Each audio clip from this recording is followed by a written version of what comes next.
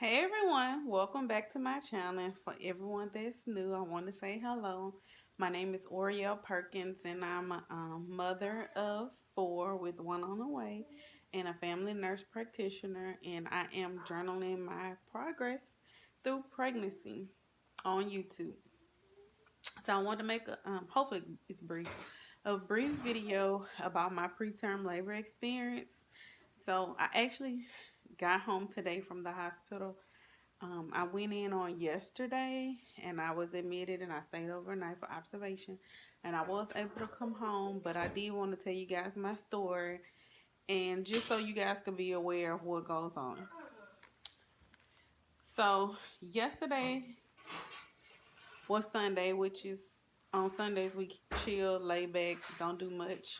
Um, Rest and relaxation pretty much.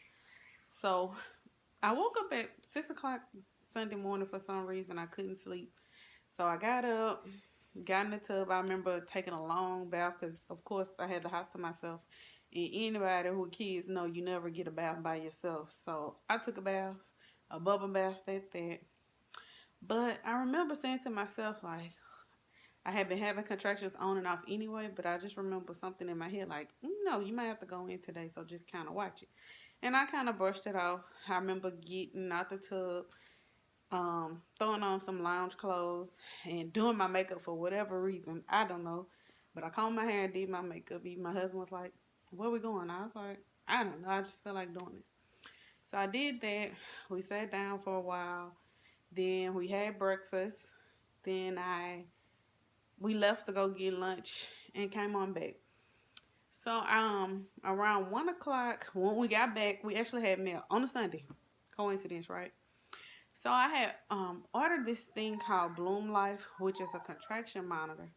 So how ironic that it arrived on yesterday. So of course I was excited to get my package. I opened it and set it up, put it on.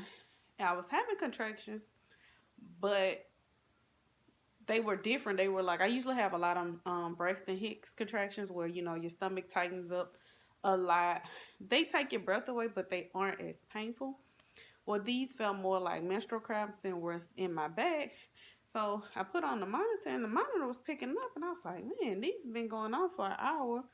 So I was like, I'm gonna wait another hour. So after 2 hours had passed, they were like 4.5 to 5 minutes apart. So I told my husband, I was like, I think we might have to go in. And he was like, seriously?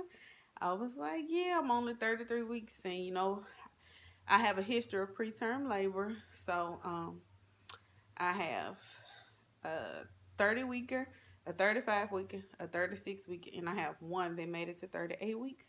And I've also had 2 first trimester miscarriages, just so you know my history. So when you have a history of preterm labor, it predisposes you of having preterm labor again. Y'all, I still didn't think that I would have to stay. I thought maybe they would give me some fluids and I don't know, something from pain and send me home. Basically, is what I thought. So anyway, I get dressed and everything. We get the kids ready. We drop them off. We go to the hospital. Let's see. What happened?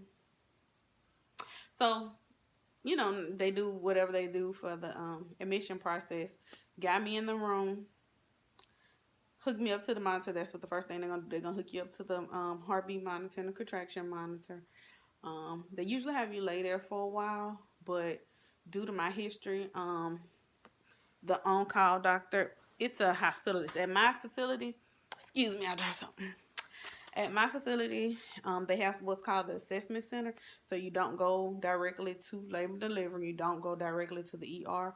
It's like a mini ER just for OBGYN stuff, because it's a women's hospital. So you go there, you see the hospitalist on call, and then if they feel like they need to talk to your doctor, they will. So she came in with my history. She was like, well, we're going to do urine, fluid, and fetal fibronectin. And she said, we're going to just go ahead and do it. It doesn't make any sense to wait instead of, you know, prolonging it. So I was like, okay, cool. So they started IV. They did a bolus of lactated ringers, which is fluids. They did a 1,000 cc bolus of that. They got a urine sample to make sure I didn't have any UTIs that could cause preterm labor, because if you have like a bladder infection or something like that, that can cause preterm labor. So they also did this test called fetal fibronectin. I'm not going to go into much detail about it, but basically it swabs your vaginal fluid to tell if stuff is going on down there, basically. And what happens is, if it's negative, which you want it to be negative, if it's negative, it's more definitive that you won't go in labor in the next 2 weeks. But if it's positive, it's not as reliable. But if it's positive, they feel like something could have been disturbed down there. Baby could be trying to come. You don't know. So they go ahead and kind of do interventions. So while they waited on that, they did that first, because you can't have sex or anything inside you for 24 hours because that could alter the results. So they did that first. Then they did a cervical check. I was like a fingertip to 1 centimeter. So after that, I just waited on, the test results to come back, getting my fluids or whatever. So the nurse came back.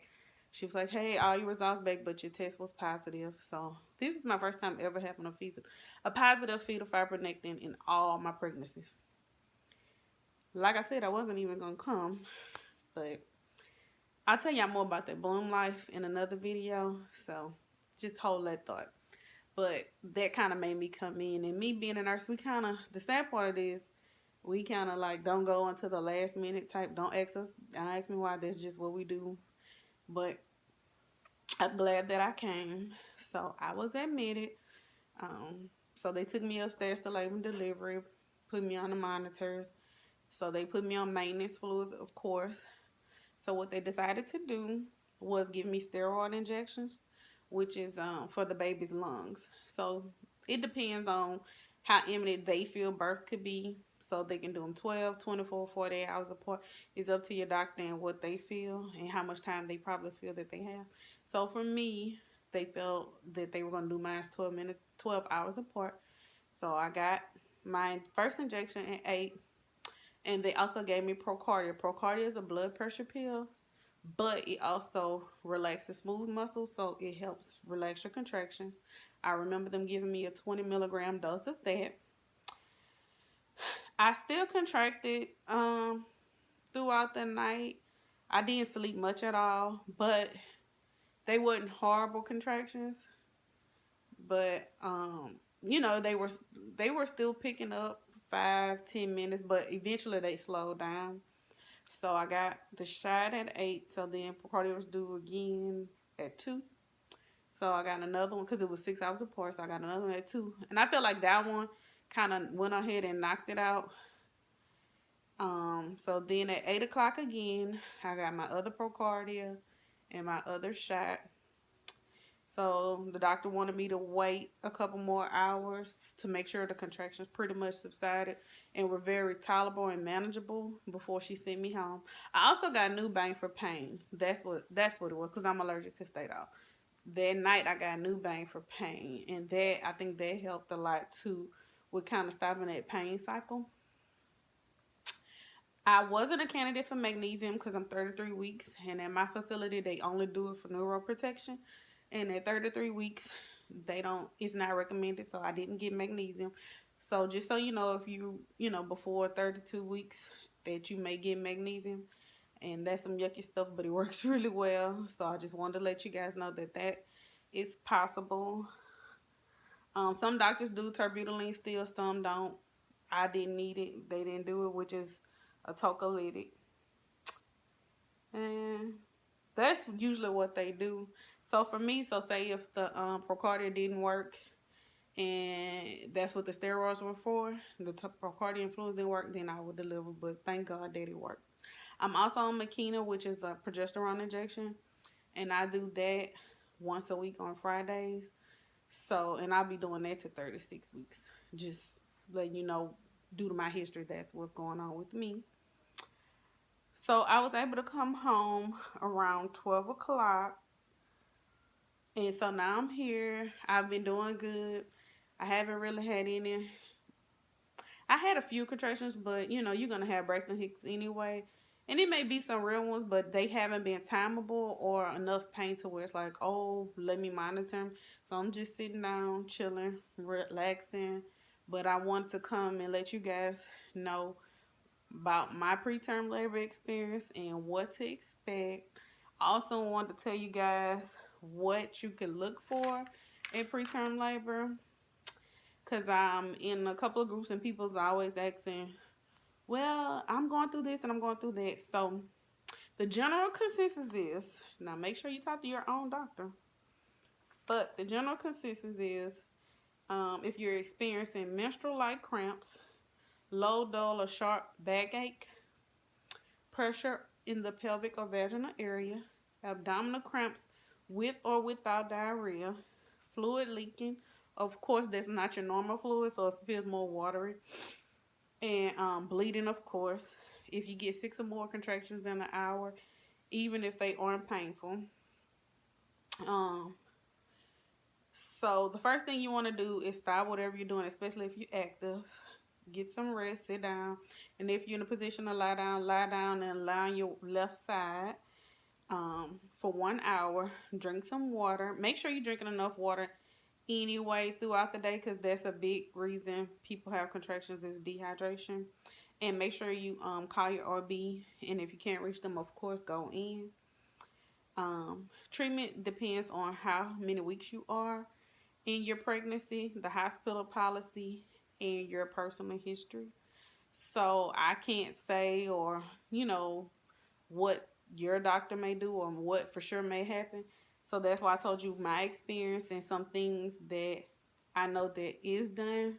But every facility is different. Every doctor is different. So don't be alarmed if I got one thing and you didn't, or they did more for you, because some doctors do more or more aggressive. It really just depends on how far dilated you are, if you're dilating at all, if your face. So take all of that into consideration.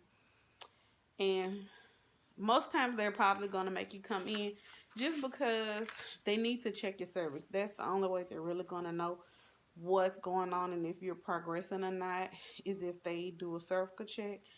And even if, my personal suggestion is, even if you went in yesterday or last week and you wasn't dilated and they sent you home, if you are in pain, don't wait to get unbearable before you go in. And don't wait till the contractions are 2, 3, 4 minutes apart before you go in. You do not want to have a baby in the car, let alone a premature baby in the car, out of fear that they're going to send you home. That's what the nurses are there for. Trust me, the nurses don't want anything to happen to you or your baby. They want a safe delivery. A lot of them are moms too. So they if they don't cry in front of you, they're going in the back crying. So I'm just letting you guys know that I know that on the internet you can hear all kind of horror stories, or I'm getting sent home this. So, every experience is unique, and take what people say about their experience with a grain of salt. You are your own advocate and your baby's advocate. And a lot of times the doctors will take your personal mom's intuition into experience as well, especially when they need to call a doctor and just give a report and let them know, because a lot, you're going to say, hey, this is not the norm for my baby. They don't know. So just remember to do that. So if you guys have any questions, comments, concerns, you can comment below. Please like my video, subscribe, share. Let me know if you need me to elaborate on anything, do any other videos, and watch my video about packing your bag, because I just packed my bag and posted that video the other day, and I needed it, and I wasn't expecting to need it. Lord, grandma. Wasn't expecting to need it right now. I just kind of did it. So that's the thing about babies. You don't know when they're going to come. They give you a due date, but that's just a guesstimate. So I recommend all moms get themselves packed just in case.